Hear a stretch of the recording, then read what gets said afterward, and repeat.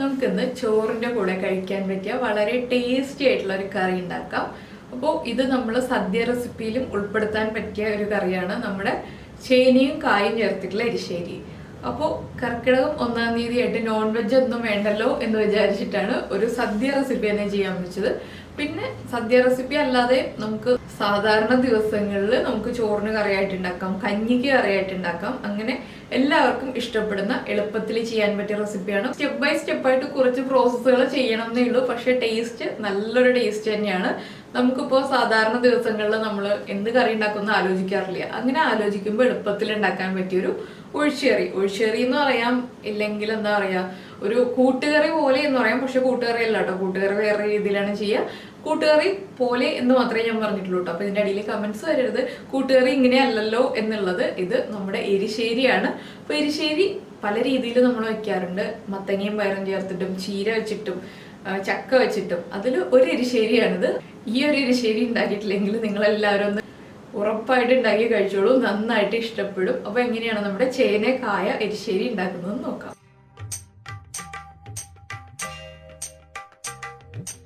അപ്പോൾ നമുക്ക് നമ്മുടെ പച്ചയ്ക്ക ചേന എരിശ്ശേരിക്കായിട്ട് നമ്മളിപ്പോൾ ചേന കട്ട് ചെയ്തെടുത്തിട്ടുണ്ട്. ചേന നമ്മൾ മെഴുക്കുരട്ടിക്ക് കട്ട് ചെയ്യുന്നതിനേക്കാൾ കുറച്ചുകൂടി വലിയ പീസായിട്ടാണ് കട്ട് ചെയ്തിട്ടുള്ളത്. അതുപോലെ തന്നെ പച്ചയ്ക്കയും കട്ട് ചെയ്ത് വെള്ളത്തിലിട്ട് വെച്ചിട്ടുണ്ട്. പച്ചയ്ക്കാണെങ്കിലും ഇതാ ഈ ഒരു വലിപ്പത്തിലൊക്കെയാണ് നമ്മൾ കട്ട് ചെയ്തെടുത്തിട്ടുള്ളത്. സാധാരണ പച്ചയ്ക്ക കറി ഉണ്ടാക്കുമ്പോൾ കട്ട് ചെയ്യില്ലേ, അതുപോലെയാണ് കട്ട് ചെയ്തിട്ടുള്ളത്. അപ്പോൾ ആദ്യം നമുക്ക് ഈ പച്ചയ്ക്കയും ചേനയും ഒന്ന് കുക്ക് ചെയ്തെടുക്കാം. ഈ പച്ചയ്ക്കയുടെ കളർ മാറാതിരിക്കാനും പച്ചയ്ക്കയുടെ ആ ഒരു കറ പോകാനും വേണ്ടിയിട്ടാണ് നമ്മൾ ഇതുപോലെ മഞ്ഞൾപ്പൊടി ഇട്ടിട്ടുള്ള വെള്ളത്തിലേക്ക് പച്ചയ്ക്ക കട്ട് ചെയ്തിട്ടിരിക്കുന്നത്. അപ്പോൾ ആദ്യം ഇതൊന്ന് വാഷ് ചെയ്തിട്ട് നമുക്ക് ചേനയും പച്ചയ്ക്കയും ഒരുമിച്ച് ചേർത്ത് തന്നെ കുക്ക് ചെയ്യാൻ വെക്കാം. ഇത് ചട്ടിയിൽ കുക്ക് ചെയ്യണമെങ്കിൽ ചട്ടിയിൽ കുക്ക് ചെയ്യാം, കുക്കറിൽ കുക്ക് ചെയ്യണമെങ്കിൽ കുക്കറിൽ കുക്ക് ചെയ്യാം. ഞാനിപ്പോൾ കുക്കറിലാണ് കുക്ക് ചെയ്യാൻ പോകുന്നത്. അപ്പോൾ നമുക്ക് കുക്കറിലേക്ക് കട്ട് ചെയ്ത് വെച്ചിരിക്കുന്ന ചേനയും അതുപോലെ തന്നെ നമ്മൾ കട്ട് ചെയ്തിരിക്കുന്ന പച്ചക്കയും ചേർക്കാം. അപ്പോൾ നമ്മൾ ചട്ടിയിൽ കുക്ക് ചെയ്യുകയാണെങ്കിലും ഈ സെയിം രീതി തന്നെ ചെയ്യാം കേട്ടോ. പിന്നെ ചട്ടിയിലാണെങ്കിൽ കുറച്ചുകൂടി ചെറുതായിട്ട് കട്ട് ചെയ്തെടുക്കാം. ഇപ്പോൾ നമ്മൾ കുറച്ച് വലിയ പീസുകളായിട്ട് കട്ട് ചെയ്തോന്നേ ഉള്ളൂ. ഇതിലേക്കൊരു 1/2 ടീസ്പൂൺ മഞ്ഞൾപ്പൊടി, 1/4 teaspoon Kashmiri chilli powder, colour കിട്ടാൻ വേണ്ടി മാത്രമാണിത്. അതുപോലെ 1 ടീസ്പൂൺ കുരുമുളക് പൊടിയും ചേർക്കുന്നുണ്ട്. അതുപോലെ പച്ചക്കയ്ക്കും ചേനയ്ക്കും ആവശ്യമായിട്ടുള്ള ഉപ്പും കൂടി ചേർത്തിട്ട് വെള്ളവും ചേർത്ത് നമുക്ക് സാധാരണ കുക്ക് ചെയ്യുന്ന പോലെ ഒരു വിസിൽ വന്നാൽ മതി. എന്ന് വെച്ചിട്ടുണ്ടെങ്കിൽ പച്ചക്കയും ചേനയും കലങ്ങി പോകരുത്. അതുകൊണ്ടാണ് നമ്മൾ ഒരു വിസിൽ വരുന്നത് വരെ കുക്ക് ചെയ്യാന്ന് പറയുന്നത്. അപ്പോൾ പച്ചക്കയുടെയും ചേനയുടെയും ലെവലിലല്ല, അതിൻ്റെ തൊട്ട് താഴെ നിൽക്കുന്ന രീതിയിലാണ് നമ്മൾ വെള്ളം ചേർത്തിട്ടുള്ളത്.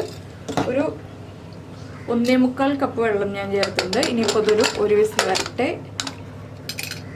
ഈ സമയത്ത് നമുക്കിതിലേക്ക് വേണ്ട അരപ്പ് റെഡിയാക്കി എടുക്കാം. അപ്പോൾ നമ്മൾ അരപ്പ് റെഡിയാക്കാനായിട്ട് മിക്സിയുടെ ജാർ എടുത്തിട്ടുണ്ട്. എരിശ്ശേരിക്ക് അരയ്ക്കുമ്പോൾ നല്ല ഫൈനായിട്ട് അരയേണ്ട ആവശ്യമില്ല കേട്ടോ. ചെറിയൊരു തരിതരിപ്പോടുകൂടി അരച്ചെടുക്കാം. അപ്പോൾ ഞാനിപ്പോൾ ഒരു 1.25 കപ്പ് തേങ്ങ അരയ്ക്കാൻ എടുത്തിട്ടുണ്ട്. ഇതിലേക്ക് നമ്മൾ 2.5 കപ്പ് തേങ്ങയാണ് യൂസ് ചെയ്യുന്നത്. അതിൻ്റെ പകുതിയാണ് ഇപ്പോൾ അരയ്ക്കാൻ എടുത്തിട്ടുള്ളത്. 1 കപ്പ് അരച്ചാലും മതി, 1.25 കപ്പ് തന്നെ വേണമെന്നില്ല. ഞാനിപ്പോൾ 1/2 കിലോ ചേനയും 1/4 കിലോ പച്ചയ്ക്ക് എടുത്തിട്ടുള്ളതുകൊണ്ടാണ് 1.25 കപ്പ് എടുത്തത്. 1 കപ്പായാലും കുഴപ്പമൊന്നുമില്ല. ഇതിലേക്ക് നമുക്കൊരു 1/2 ടീസ്പൂൺ ജീരകവും കൂടി ചേർത്തിട്ട് വെള്ളവും ചേർത്ത് സാധാരണ നമ്മൾ എരിശ്ശേരിക്ക് അരയ്ക്കുന്ന പോലെ അരച്ചെടുക്കാം. അപ്പോൾ ഞാൻ കാണിച്ചു തരാം എരിശ്ശേരിയുടെ പാകം എങ്ങനെയാണെന്നുള്ളത്. അപ്പോൾ ഇതിൽ അരയ്ക്കുമ്പോൾ ഞാൻ ഉപ്പ് ചേർക്കില്ല കേട്ടോ. എന്താണെന്ന് വെച്ചിട്ടുണ്ടെങ്കിൽ നമ്മൾ ഒഴിച്ചുകറിക്ക് അരയ്ക്കുമ്പോഴാണ് ഉപ്പ് ചേർത്ത് അരയ്ക്കുക. എരിശ്ശേരിക്കൊക്കെ ആകുമ്പോൾ നന്നായിട്ട് അരയുണ്ടല്ലോ, അതുകൊണ്ട് ഉപ്പ് ചേർക്കാറില്ല. അപ്പോൾ നമ്മുടെ അരപ്പ് റെഡി ആയിട്ടുണ്ട് കേട്ടോ. ഇത് കണ്ടോ, ഇതുപോലെ ചെറിയ തരിതരിപ്പോട് കൂടിയാണ് അരച്ചെടുത്തിട്ടുള്ളത്. ഇതാണ് എരിശ്ശേരിക്ക് അരയ്ക്കുന്ന പാകം, ഞങ്ങളിവിടെ അരയ്ക്കുന്ന പാകം കേട്ടോ. പിന്നെ എല്ലാ സ്ഥലത്തും ഇങ്ങനെ തന്നെയാണോ എന്നറിയില്ല. അപ്പോൾ നമ്മുടെ കുക്കറിൽ വിസിൽ വന്നിട്ടില്ല. അപ്പോൾ കുക്കർ വിസിൽ വന്ന് കംപ്ലീറ്റ് പ്രഷർ പോയി കഴിയുമ്പോൾ നമുക്ക് ബാക്കിയുള്ള കാര്യങ്ങൾ ചെയ്യാം. അപ്പോൾ നമുക്ക് വെയിറ്റ് ചെയ്യാം. അപ്പോൾ നമ്മുടെ ചേനയും കായും ഒക്കെ ഇതുണ്ടോ നന്നായിട്ട് കുക്കായിട്ട് ഞാനിപ്പോൾ ഇതൊരു ചട്ടിയിലേക്ക് മാറ്റാം കേട്ടോ. അപ്പോൾ അത്യാവശ്യം വെള്ളമുണ്ട്. ഇനി നമുക്ക് ഫ്ലെയിം ഓൺ ചെയ്യാം. ഞാൻ ചട്ടിയിലേക്ക് മാറ്റിയത് എന്താണെന്ന് വെച്ചിട്ടുണ്ടെങ്കിൽ കുക്കർ ചെറിയ കുക്കറാണല്ലോ. അപ്പോൾ വലിയ കുക്കറിലാണെങ്കിൽ നമുക്ക് കുക്കറിൽ തന്നെ ചെയ്യാം, ഇല്ലെങ്കിൽ വേറെ വലിയ പാത്രത്തിലേക്ക് മാറ്റിയിട്ട് ഒന്ന് ഉടച്ചു കൊടുക്കാം ഇതുപോലെ. അപ്പോൾ നിങ്ങൾക്ക് എത്രത്തോളം ഉടയണം കഷ്ണം എന്നുള്ളതനുസരിച്ച് ഉടയ്ക്കാം കേട്ടോ. ചില ആളുകൾക്ക് എരിശ്ശേരിയിൽ കഷ്ണങ്ങൾ നന്നായിട്ട് ഉടയുന്നതായിരിക്കും ഇഷ്ടം. ചില ആളുകൾക്ക് ഒരുപാട് അങ്ങ് ഉടഞ്ഞു പോകുന്നത് ഇഷ്ടമായിരിക്കില്ല. അപ്പോൾ ചെറുതായിട്ടൊന്ന് ഉടച്ചു കൊടുക്കാം. അപ്പോൾ ഞാൻ ഇത്രയും ഉടയ്ക്കുന്നുള്ളൂ. എന്താണെന്ന് വെച്ചിട്ടുണ്ടെങ്കിൽ നമ്മളിനി അരപ്പ് ചേർക്കുമ്പോൾ ഇത് വീണ്ടും മിക്സ് ചെയ്യുമ്പോൾ ഉടഞ്ഞോളും. അപ്പോൾ ഇതൊന്ന് തിളച്ചു ഉടഞ്ഞിട്ട് നമുക്ക് ഇതിലേക്ക് അരപ്പ് ആഡ് ചെയ്യാം. പിന്നെ നമ്മളിപ്പോൾ ചേർക്കുന്നത് കുറച്ച് കറിവേപ്പിലയാണ് കേട്ടോ. നമ്മൾ കഷ്ണങ്ങൾ കുക്ക് ചെയ്യാൻ വയ്ക്കുമ്പോൾ കറിവേപ്പില ചേർക്കാറില്ല. ഇതുപോലെ ഒന്ന് കുക്കായി വന്ന് കഴിയുമ്പോഴാണ് കറിവേപ്പില ചേർക്കുക. അപ്പോൾ ആ കറിവേപ്പിലയുടെ ടേസ്റ്റും സ്മെല്ലും ഒക്കെ നന്നായിട്ട് പിടിച്ചു വരും. ഇപ്പോൾ കുക്ക് ചെയ്യാൻ വയ്ക്കുമ്പോൾ ചേർത്താലും കുഴപ്പമൊന്നുമില്ല. അപ്പോൾ കളറങ്ങ് മാറിപ്പോവും അല്ലാണ്ട് തന്നെ വേപ്പിലയുടെ. അത്രയേ ഉള്ളൂ. പച്ചക്കയും ചേനയും തിളച്ചു തുടങ്ങുന്നുണ്ട്. ഇത് കണ്ടോ, ചെറിയ ബബിൾസ് വന്ന് തുടങ്ങുന്നുണ്ട്. നമുക്കിതിലേക്ക് അരപ്പ് ആഡ് ചെയ്യാം. അപ്പോൾ ഞാൻ അധികം വെള്ളം ചേർത്തിട്ടല്ലല്ലോ അരച്ചിട്ടുള്ളത്, കുറച്ച് വെള്ളം ചേർത്തിട്ടുള്ള അരപ്പില്ല. അതുകൊണ്ട് തന്നെ നമ്മളിനി വെള്ളം ചേർക്കില്ല കേട്ടോ. കൂടുതൽ വെള്ളം ചേർത്തിട്ടാണ് നമ്മൾ തേങ്ങ അരച്ചെടുക്കുന്നതെന്നുണ്ടെങ്കിൽ ആ വെള്ളം വറ്റിച്ചെടുക്കേണ്ടി വരും കേട്ടോ. അതുകൊണ്ട് നമ്മൾ കുറച്ച് വെള്ളത്തിൽ തേങ്ങ അരച്ചെടുക്കുകയാണ് എപ്പോഴും നല്ലത് എരിശ്ശേരിക്ക്. അപ്പോൾ അത് അറിയാത്ത ആളുകൾക്ക് വേണ്ടിയിട്ട് മാത്രം പറഞ്ഞാണ്. ഇത് കണ്ടോ, ഇനിയിപ്പോൾ നമ്മുടെ അരപ്പും കൂടി ചേർന്ന് അരപ്പിൻ്റെ ആ ഒരു റോ സ്മെല്ലും റോ ടേസ്റ്റും മാറി വരുന്നത് വരെ ഒന്ന് ഇളക്കി കൊടുക്കാം. അപ്പോൾ ഇതൊന്നിനി നന്നായിട്ട് ചൂടായി. ബബിൾസ് വന്നാലും കുഴപ്പമൊന്നുമില്ല, എരിശ്ശേരി ആയതുകൊണ്ട്. പിന്നെ ഇതുപോലെ കുറുകിയിരിക്കണം എരിശ്ശേരി എന്ന് പറയുമ്പോൾ. വല്ലാണ്ട് ലൂസായിട്ടല്ല ഇരിക്കുക, അധികം കട്ടിയായിട്ടുമല്ല ഇരിക്കുക. അത് മാത്രം നമ്മളൊന്ന് ശ്രദ്ധിക്കുക. ഞാൻ ഇനി ഉപ്പൊന്ന് ചെക്ക് ചെയ്തിട്ട്, ഉപ്പ് കുറവാണെങ്കിൽ നമുക്ക് ഉപ്പ് ആഡ് ചെയ്യണം. ഉപ്പ് കുറവാണ് കേട്ടോ. അപ്പോൾ ഞാൻ ഉപ്പ് ചേർക്കട്ടെ. എന്താണെന്ന് വെച്ചാൽ നമ്മൾ കുറച്ചല്ലേ ഉപ്പ് ചേർത്തിട്ടുണ്ടായുള്ളൂ.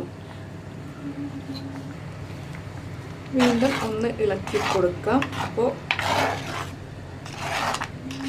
എരിശ്ശേരിയിലേക്ക് കുറച്ച് തേങ്ങ ആവശ്യമുണ്ട്. അപ്പോൾ ബാച്ചിലേഴ്സിനൊക്കെ ആണെങ്കിൽ കുറച്ച് ബുദ്ധിമുട്ടായിരിക്കും എരിശ്ശേരി ഉണ്ടാക്കാൻ. ബുദ്ധിമുട്ടെന്ന് വെച്ചിട്ടുണ്ടെങ്കിൽ തേങ്ങ ചിരവുക എന്നുള്ള ജോലിയൊക്കെ കുറച്ച് ബുദ്ധിമുട്ടാണെങ്കിൽ എരിശ്ശേരി ഒഴിവാക്കാം. പക്ഷെ ടേസ്റ്റിൻ്റെ കാര്യത്തിൽ വളരെ പെർഫെക്റ്റാണ് എരിശ്ശേരി. അത്രയ്ക്ക് രുചിയുള്ളൊരു കറിയാണിത്. അപ്പോൾ കണ്ടോ, നമ്മുടെ ഗ്രേവി കുറുകി തുടങ്ങി. അതുപോലെ കഷ്ണങ്ങൾ ഇടയ്ക്കൊക്കെ ഒന്ന് കാണാൻ കിട്ടുള്ളൂ കേട്ടോ. പിന്നെ എരിശ്ശേരിയും കഞ്ഞിയും നല്ല കോമ്പിനേഷനാണ്. എനിക്ക് കഞ്ഞിയുടെ കൂടെയാണ് കൂടുതൽ എരിശ്ശേരി ഇഷ്ടം ചോറിനേക്കാൾ. പിന്നെ പലർക്കും പല ഇഷ്ടമായിരിക്കുമല്ലോ. ചില ആളുകൾക്ക് ചോറിൻ്റെ കൂടെയായിരിക്കും എരിശ്ശേരി ഇഷ്ടം. ഇതൊക്കെ നമുക്ക് സദ്യയിലല്ലാതെ ഇടയ്ക്ക് ഉണ്ടാക്കാൻ പറ്റുന്ന കറികളാണ് കേട്ടോ.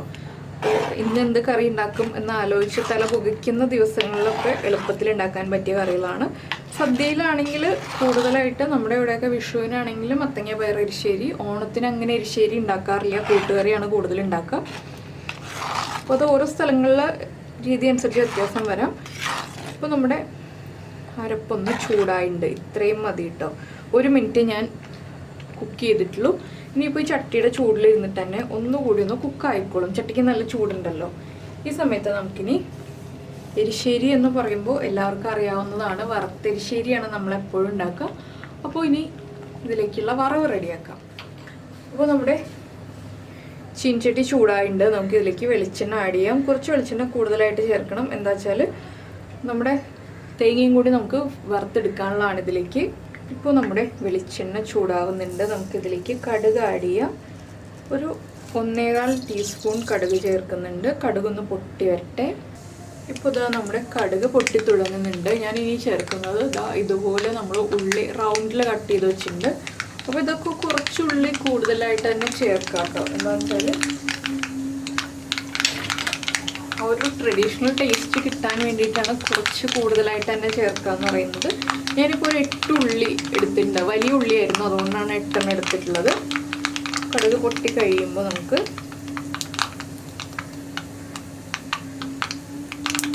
ഈ ഉള്ളി അങ്ങോട്ട് ചേർക്കാം. ഈ ഉള്ളി ഒന്ന് കളർ മാറി വരുന്നത് വരെ ഒന്ന് ഇളക്കി കൊടുക്കുക. ഉള്ളിയൊക്കെ ഇങ്ങനെ എണ്ണയിൽ മൊരിഞ്ഞ് വരുന്ന ആ ഒരു സ്മെല്ലൊക്കെ വരുമ്പോൾ നമുക്ക് ചോറിനുള്ള ആ ഒരു എന്താ പറയുക കൊതി കൂടുതലായിട്ട് വരില്ലേ. നമുക്കൊരു സദ്യയൊക്കെ ഉണ്ണാൻ തോന്നും. ഇതുപോലെയുള്ള നാടൻ കറികളൊക്കെ ഉണ്ടാക്കുമ്പോൾ ഉള്ളി ഒന്ന് ലൈറ്റായിട്ട് ആ ഒരു ഗോൾഡൻ ഷെയ്ഡിലേക്ക് ആയി വരണം കേട്ടോ. ഇനി നമുക്ക് ഉള്ളിയിലേക്ക് നമ്മൾ കട്ട് ചെയ്ത് വെച്ചിരിക്കുന്ന വറ്റൽമുളക് ഉണ്ടല്ലോ, ഞാനിപ്പോൾ ഒരു 4-5 വറ്റൽമുളക് എടുക്കുന്നുണ്ട് കേട്ടോ. വറ്റൽമുളകും ചേർക്കുകയാണ്. അതുപോലെ തന്നെ ധാരാളമായിട്ട് കറിവേപ്പിലയും ചേർക്കണം. ഒരു 4 തണ്ട് കറിവേപ്പില എടുത്തിട്ടുണ്ട്. നമ്മുടെ സ്ഥിരമായിട്ട് നമ്മുടെ വീഡിയോ സ്ഥിരമായിട്ട് കാണുന്ന ആളുകൾക്കറിയാം കറിവേപ്പില എന്ന് പറഞ്ഞിട്ടുണ്ടെങ്കിൽ എൻ്റെ ഒരു വീക്ക്നെസ്സാണ്. ഞാൻ ചേർത്ത് പോകും. കറിവേപ്പില ഉണ്ടെന്നുണ്ടെങ്കിൽ ധാരാളമായിട്ട് തന്നെ ചേർക്കുക. അപ്പോൾ അതിനൊരു പ്രത്യേക മണവും പ്രത്യേക രുചിയൊക്കെയാണ് കേട്ടോ. കറിവേപ്പില താല്പര്യമില്ലാത്ത ആളുകൾ 1-2 തണ്ട് കറിവേപ്പില വെച്ചിട്ട് അഡ്ജസ്റ്റ് ചെയ്യാം. പിന്നെ ഒരു ഓപ്ഷൻ എന്ന് വെച്ചിട്ടുണ്ടെങ്കിൽ കുരുമുളക് ഇടയ്ക്ക് കടിക്കുന്നത് താല്പര്യമുണ്ടെന്നുണ്ടെങ്കിൽ നമുക്കൊരു 1/4 ടീസ്പൂൺ കുരുമുളക് ഈ കടുക് പൊട്ടുമ്പോൾ തന്നെ ചേർക്കാം. അത് ഇടയ്ക്ക് കടിക്കണം എന്നുണ്ടെങ്കിൽ ഞാനിപ്പോൾ ചേർക്കുന്നില്ല. ഞാൻ കുരുമുളക് പൊടി ചേർത്തിട്ടുണ്ടല്ലോ, അപ്പോൾ അതുകൊണ്ട് തന്നെ ആ കഷ്ണങ്ങൾക്ക് എരിവുണ്ട്. പിന്നെ നമ്മൾ തേങ്ങയിലേക്ക് കുറച്ച് കുരുമുളക് പൊടി ചേർക്കും. ഉള്ളിയുടെ കളറൊക്കെ ഒന്ന് മാറി തുടങ്ങുന്നുണ്ട്. നമുക്ക് ഈ ഒരു സ്റ്റേജ് ആകുമ്പോഴേക്ക് തേങ്ങ ആഡ് ചെയ്യാം.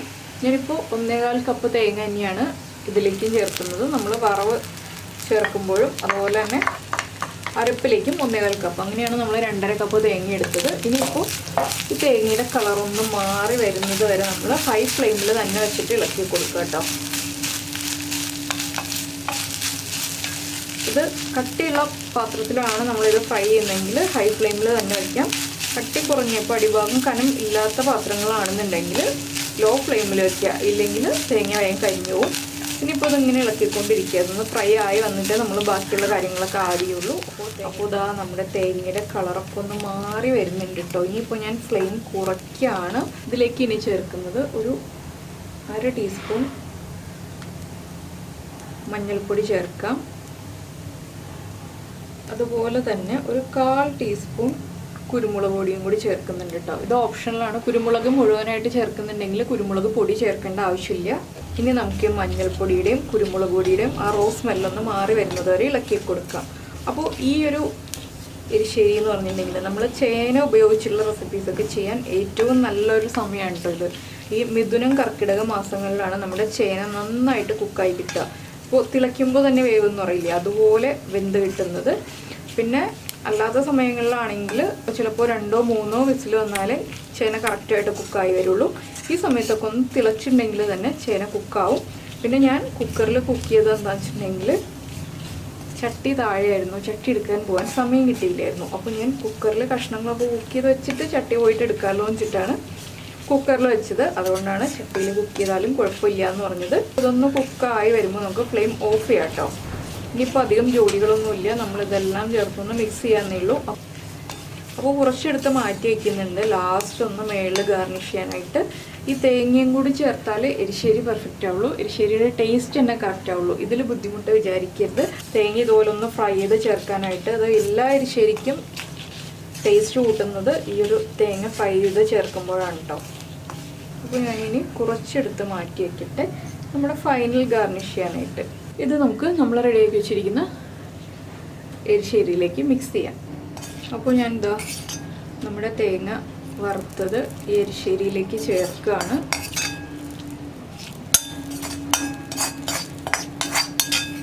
ഇതെല്ലാം ചേർത്ത് ഒന്ന് ഇളക്കി മിക്സ് ചെയ്തെടുക്കാം.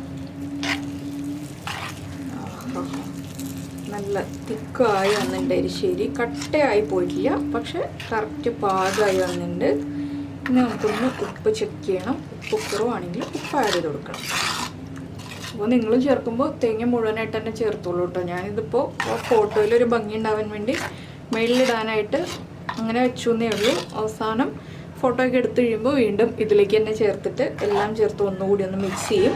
അപ്പോൾ ഈ തേങ്ങയൊക്കെ ഇട്ട് ഗാർണിഷ് ചെയ്തിട്ട് ഫോട്ടോ ഒക്കെ എടുക്കട്ടെ. അപ്പോൾ എന്തായാലും എല്ലാവർക്കും എരിശ്ശേരി ഇഷ്ടമായിട്ടുണ്ടാവും എന്ന് വിചാരിക്കുന്നു. ഇഷ്ടമായി കഴിഞ്ഞിട്ടുണ്ടെങ്കിൽ ഉറപ്പായിട്ടും നമ്മുടെ വീഡിയോ ഒന്ന് ലൈക്ക് ചെയ്യുക. അതുപോലെ തന്നെ ആദ്യമായിട്ട് കാണുന്ന ആളുകളാണെങ്കിൽ നമ്മുടെ ചാനൽ സബ്സ്ക്രൈബ് ചെയ്തിട്ടില്ല എന്നുണ്ടെങ്കിൽ ആ സബ്സ്ക്രൈബ് ബട്ടൺ ഒന്ന് ക്ലിക്ക് ചെയ്യുക.